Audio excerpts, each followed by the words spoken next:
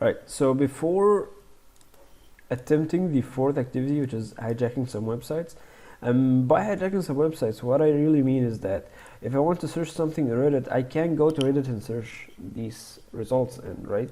But I also can use my form here to search whatever I want to search from in Reddit from this like repository kind of thing, or this searching hub, if you may, right? So I can just type cats here, right? And this should bring me results from Reddit with the value that I've entered there, right? And notice something that is really important. This is the value that we have typed in the search bar, right? In our search bar, right? And this is what we call a query string, right? I've talked about this in the beginning of the first lab, I believe. So I'm going to go through this in just a moment, but at the beginning, I just want to show you something. Let's see how can we center things in a little bit different way. So I'm just going to create a new file here. I'm going to call it centering things.html. Okay, so let's just start an HTML tag, and let's say that this is going to be centering, right? And I'm going to have a div, and I'm going to call this class a container. And in the CSS, I'm going to make my CSS internal because my work is going to be kind of brief in this part. So I'm just going to close this and open it one more time. So where's the centering things? This is it. Okay. And I'm going to target my container here, and by default the div is not going to appear. So let me just go to my live server, and I'm not really sure which port is to run this in, so I'm just going to start the server one more time. Okay, so illustration, centering things. So you're not going to see anything. I'm just going to have an h1, so everything appears. So this is centering, right? The div is not going to be appearing in front of you until you put some stuff inside of it, whether it's text or images and paragraphs or whatever, right? So I'm just going to give this div a width, or let's say a background color of let's say something like that. It's still not going to appear until you do something like this. You put some content. So this is the content that we have written. I don't want any content here. So let's try and put a height. Let's say that this is going to have a 600 pixels. Right, that's way too big. So let's just make it something like 400, like that. Right. I just want to illustrate something in front of you. Okay. So this is the container, and I'm going to have 3 small divs inside of this. Okay, and I'm just going to give all of these some colors. So this is div 1, 2, and 3. Okay, so each of them, div 1 and div, let's say that all of them are going to be having a height. Let's just do this like that. That's fine. Div 1, div 2, and div 3. So let's just give them the same attribute here, but choose a kind of lighter color, but with a very small height, and let's just give it a fixed width here. So these are something is not right. Okay, so I think 200 is way too big, right? So let's just make it something like that. Or you know what? I'm just going to give everyone a specific color.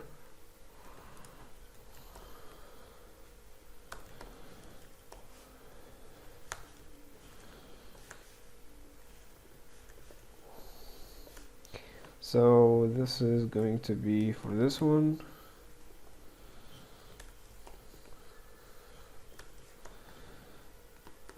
And this is going to be green. That's going to be yellow. And there are, no, let's just make it bigger. They were stacked and like on top of each other, so we weren't able to recognize them, but that's fine. So these are the three divs. Okay, so in order to center these divs in the same line, like let's open up the developer tools here. So each of these divs are taking the span of the whole screen, right? So in order to center them, you're going to need to grab each one of them like that. I'm just going to say that this is centering method 1, which means this is where we say margin 0 auto, and of course this methods needs you to have a width. If you watched the previous videos, you would understand. And we are going to have a different section here, so I'm just going to have this as container as well, and this is method 2, and this is the new method that I'm going to illustrate to you in this video. Okay, all right, so I'm just going to make this as div 3 or 4, 5 and 6 like that, right? Okay, so I've added 4 or 3 more divs, right? You can just make this container 2 and make this something like container 1. What's really annoying about this is that in order to give the 3 new divs that we have, the inner divs that we have created, we would need to add them as multiple selectors like that, and this is not really going to end. So if I have like the div 4 and div 5 and div 6, this is going to be really annoying. So instead of doing all of that, we can just do something really unique, which is I can grab, and this is what we call an attribute selector. Maybe this is the first time you're seeing it, right? So I can grab any class that contain partially something like that, that contains partially div and hyphen. So this is going to target any class that have div and hyphen and inclusive inside the class name like that. So if we have this, we don't need to multiple select all of these divs. We just can select any class that has div and hyphen and just say height and width like that. And let's just indent these, and this should give you the same result. All right. All right. But we have a problem with the container. Yeah, we change this to container 1. The same thing with container 1 and container 2. Since we want both containers to have, for example, height 4, so we can just say that any class that partially has the name container hyphen is going to have a height of 400 pixels. Okay. So let's give the other container a color just to see what we are dealing with here. Okay, so this is going to be something like that. Okay, and I'm going to have the same colors for both div 1 and div 2 and even div 3 or div 4 and div 5 and div 6. Okay, so something is wrong. This shouldn't be like that. All right.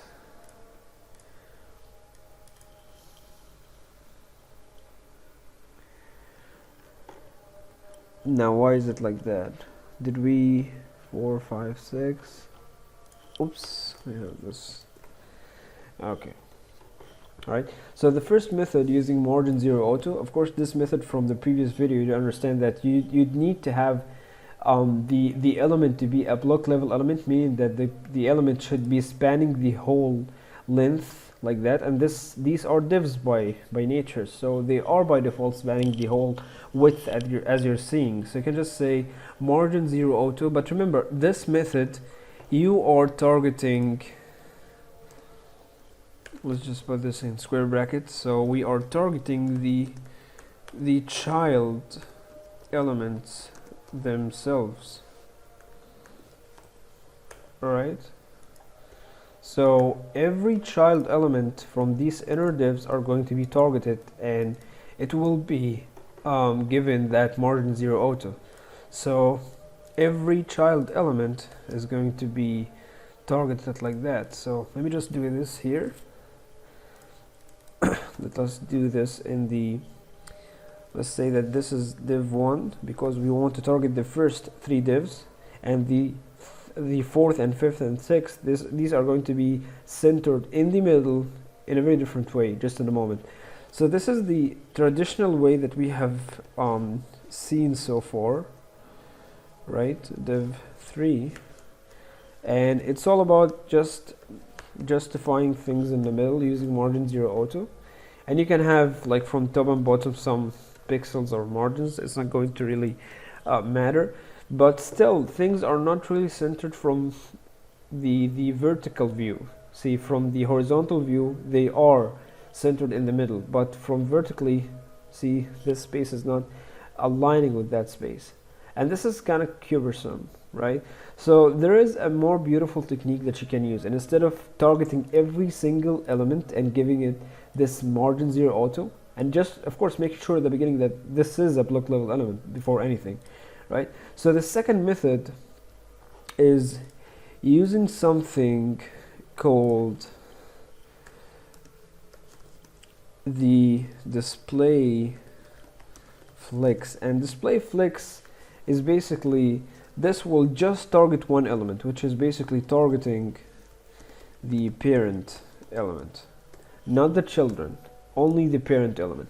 So we can just pick that parent element, which is container 2, and we can tell that container 2 to have every element that comes underneath of it to be centered in the middle, right? So we can just grab the big boy of this group or the parent of this group and tell him, listen, we don't want to target every child that you have, and tell him to take like margin 0 auto.